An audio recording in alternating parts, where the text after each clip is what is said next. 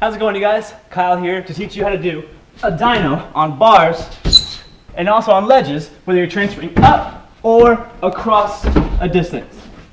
So if you can't do a climb up, this might be a little challenging, but this could be a progression for it because it works the same muscles or similar muscles. So you can use this as a progression. Some people learn things at different paces. However, we're going to start on the bars because they're just easier to hold on to and they're great for beginners. So we're just going to start with the easiest thing first, then we'll go to the actual 90-degree edges. So what you're going to do is start in a cat hang position, and what you're going to kind of identify is which leg is your most powerful leg. Mine's my right leg, so I'm going to make sure my right leg is off the wall. And if you have a good sized drop, you can let your leg hang straight.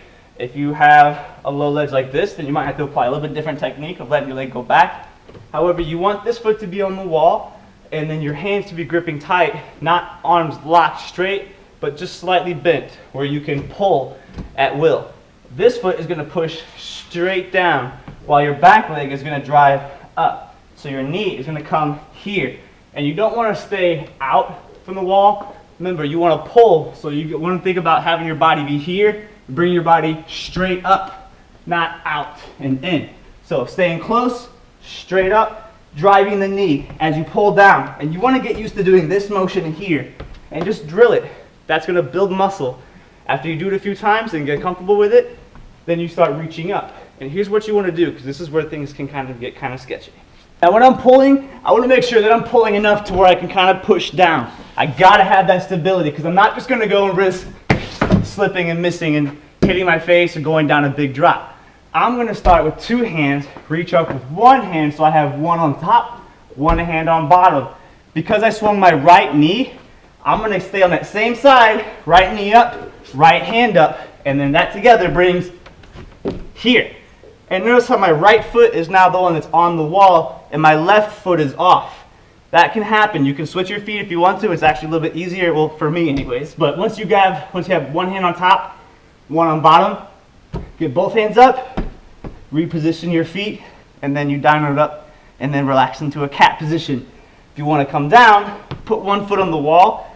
I can go left or right, whichever one, and then you're going to drop straight down, grab the bar as you switch your feet, and drop into a cat. So from here, switch, catch, and then drop to a cat. After that, it's just going to be repetition, just drilling up, 1, 2, getting your foot placement faster and faster, getting you to drop down comfier until you're able to just go 1, 2, drop, 1, 2. In a lot of my recent tutorials, I've been trying to break things down into simple steps. So what I'm going to do real fast with these bars before we go to the 90-degree edges, I'm just going to show you guys how I break it down into steps.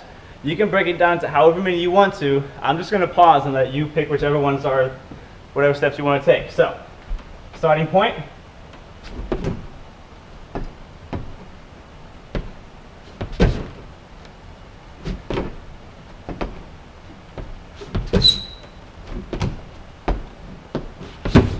And you can see how when you drill it more and more, it gets easier and easier, and you can start going faster and faster, more and more fluid. When it gets easy on the bars, you go to 90-degree edges. Now the technique on 90-degree edges is very much the same. You just have to get used to the different grip. You're used to grabbing around with all your thumbs and your hands going around the bar, or thumbs on the same side as your fingers. There's different grips, but on the wall, you have to figure out which one's easier for you. I find it easier to have your thumbs on top of the wall along with your fingers, and you just want to have a really strong hold like this. And just if you're not used to it, just getting yourself in a cat position and just practice hanging for a little bit and practice pulling up a little bit, practice different foot positions, driving your knee up, and just kind of getting used to what it's supposed to feel like with your fingertips pulling down and not leaning out. Just get that technique down, do a couple of the same practice drills you did in the bar. Once you feel real good with that and you're just flying and you're feeling that extra lift where you know you can reach up for the next obstacle, then that's where you go ahead and go for that. Whether you're going up or to the side like we're going to here, the movement is very much the same, but when you're going to the side, there's a couple techniques that can just help out and make it easier. So if I'm in my cat hang here, this is on my right side, I would naturally want to reach with my right arm since it's the closest one to it. So if I'm reaching with my right arm, that would mean I'd be driving with my right knee. So cat position, right knee up, right arm up. And you can do this one of two ways. You can go ahead and bring your second hand over and then reposition your feet, or what you can do is reposition your feet and your hand, then bring your second hand over, then drop from cat. Then what you'll do is start getting your hands to come over 1, 2. And then after that, and you drill that a couple times and it gets easy, you have your lift and you're coming down and you're catching it on your way down. And then just drill that and get comfortable with it, whether you're going left or right. Just remember, whatever side it's on, that's the hand you reach with first. And when it comes to transfers from one side to another like this over a gap, things can get kind of tricky.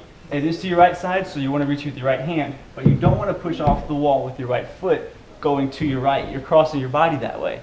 So you're going to have to switch up your hand placement and your foot placement.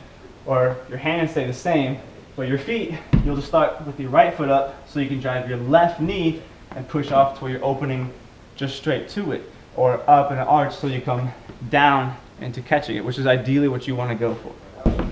So instead of going here and trying to cross my body towards awkward, I have my right foot up and I go up to my left, reach with my right, and then it's kind of like that.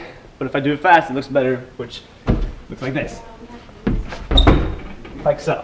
And that's just, it's real simple things like that. Whenever you just got to think about foot placement, hand placement, what's going to get you where you need to go the easiest, or with the little effort, but where you're still, challenging yourself. And then just drill it. Have fun. Practice both ways, like this, how it inclines. Once you make it all the way up, practice going back down, and just drill both different ways, going up, but then also coming down. And the more you practice it, the better you're going to get. A lot of the time it's going to be sloppy in the beginning, but keep that technique strong and just keep breathing and just work on it. Practice it. Find progressions. If I haven't helped you guys, throw some of your concerns in the comment section below and I'll do my best to help you out. If you can post a link to a video of you making attempts, I can watch it, try and study it a little bit and help you out more individually. And then when I catch my breath, thanks for watching, you guys. Here's some slow-mos. Take great care and stay positive.